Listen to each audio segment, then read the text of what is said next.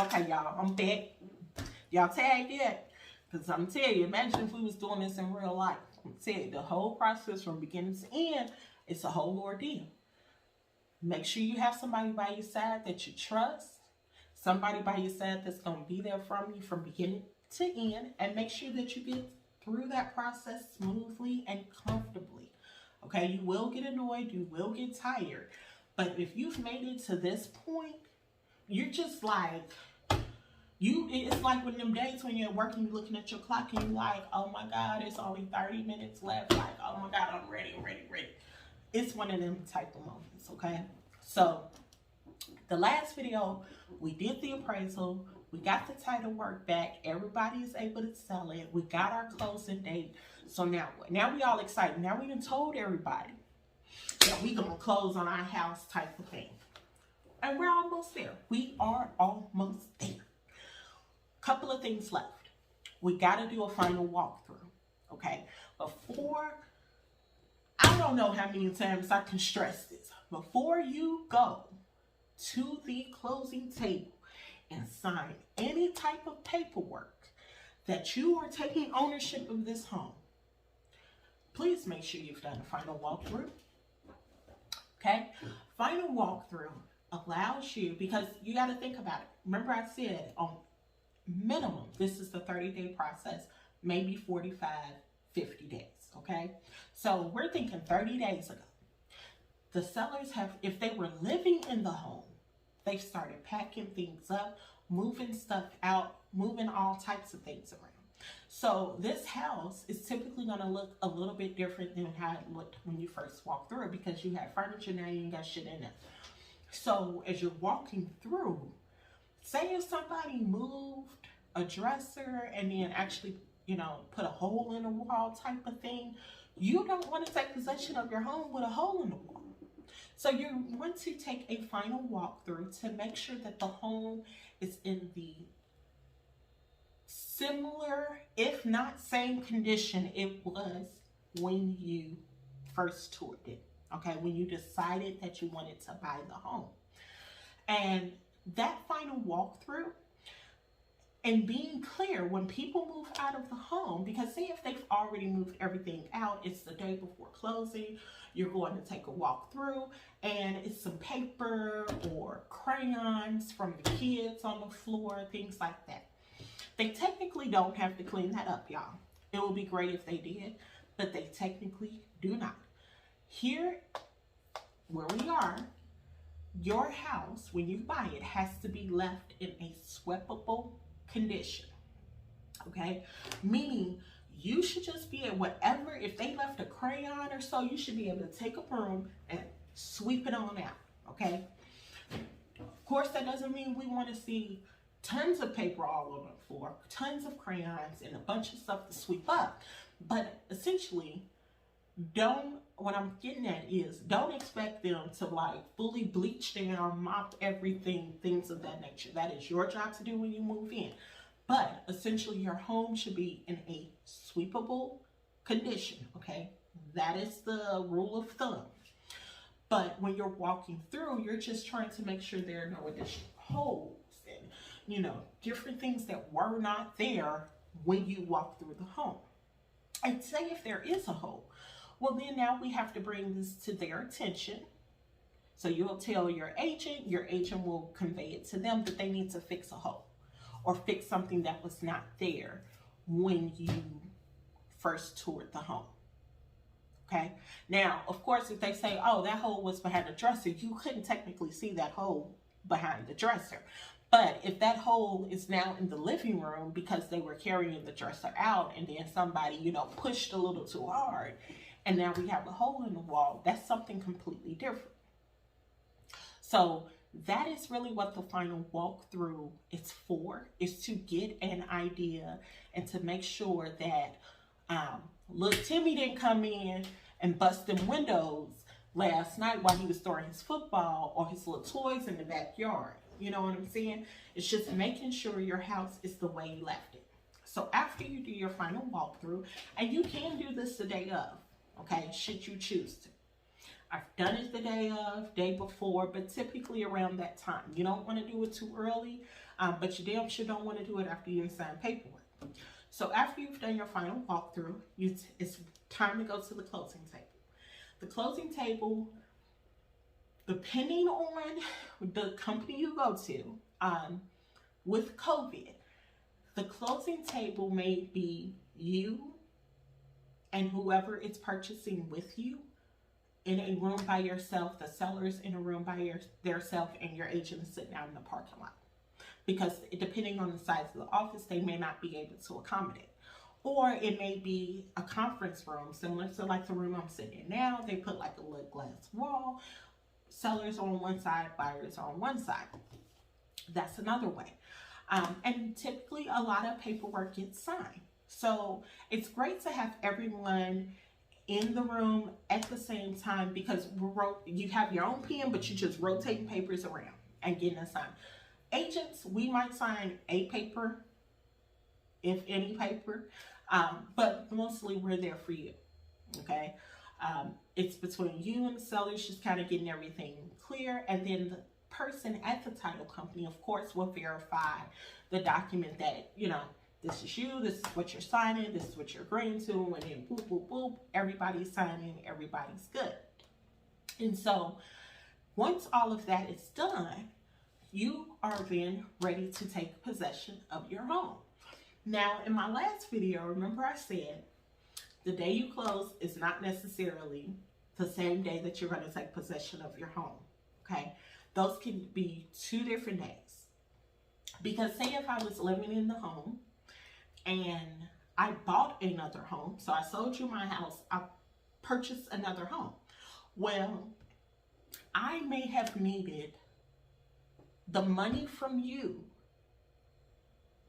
to buy my next home, okay? So I needed to close this home with you so I can get that money, and then I can take that money and finish out my transaction over here.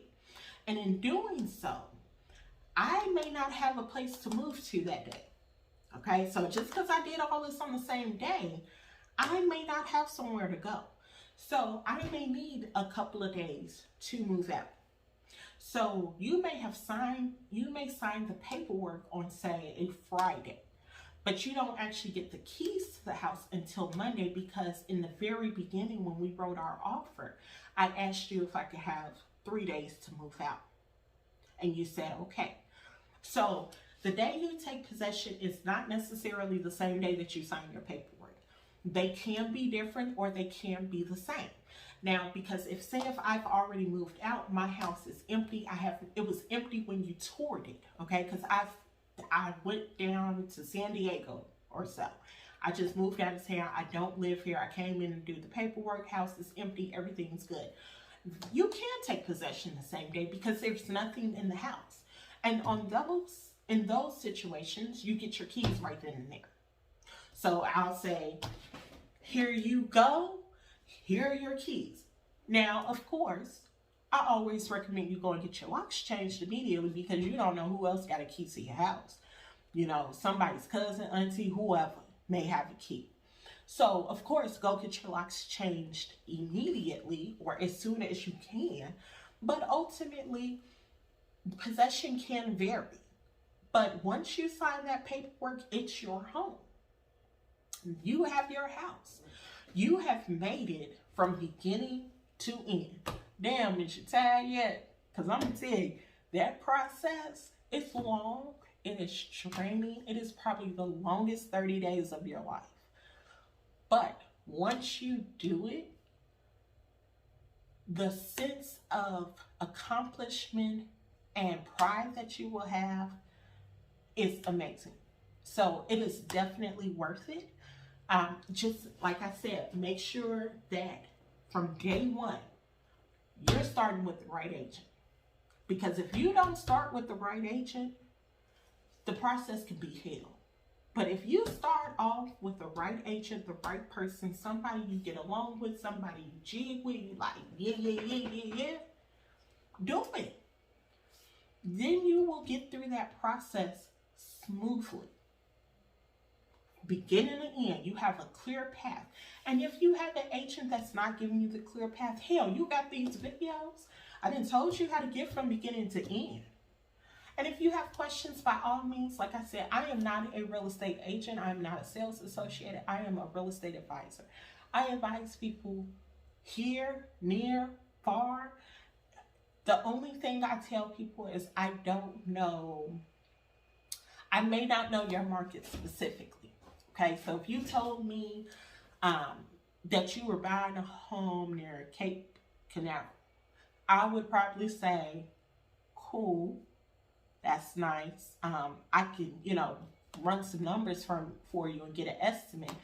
But without truly knowing that market, I might not be able to give you the best estimate. But if you came to me and said, hey, I'm dealing with this situation where, I got an issue with my contract, the buyer said this, and I don't feel like my agent is helping me, I'll brainstorm that issue with you and give you some advice on what I think you may want to do or suggest to your agent, because every agent is not an expert in everything, okay? And I think as people, we have to realize that and accept that. Like, we go to school, we take training, we know real estate. But an example, I don't do a lot of foreclosures. It's just not my thing. Does it mean that I couldn't do a foreclosure deal? Nah, I could do it. I could make it through it. It's just not my niche. If somebody came to me and said they were interested in a new construction home, I might be your girl for that. I could tell you about that. If you came to me and said you were just interested in a single family home, I'm your girl for that. If you said you were interested in land, I'm your girl for that. But if you came to me and said you wanted a piece of commercial property, no, I'm not your girl for that. Can do a commercial deal. It's just not my strong suit. It's just not a market or an industry. And I don't want to say an industry because it's still real estate, but it's just really not a market that I dabble in. So keep that in mind when you're selecting your agent. Where if you are truly an investor, you have a portfolio and you're trying to advance your investments in another area or another market, you definitely want to talk to an investment realtor, an investment real estate advisor, because they work with a lot of investment properties. They know a lot about 1099 exchanges. They can help you navigate that process in the best possible way. Commercials and investments and foreclosures, it's just not something I dabble with. Not against it, it's just not my main it's not my shit. That's all I got for you. It ain't my main shit. But land, new construction, single family condos,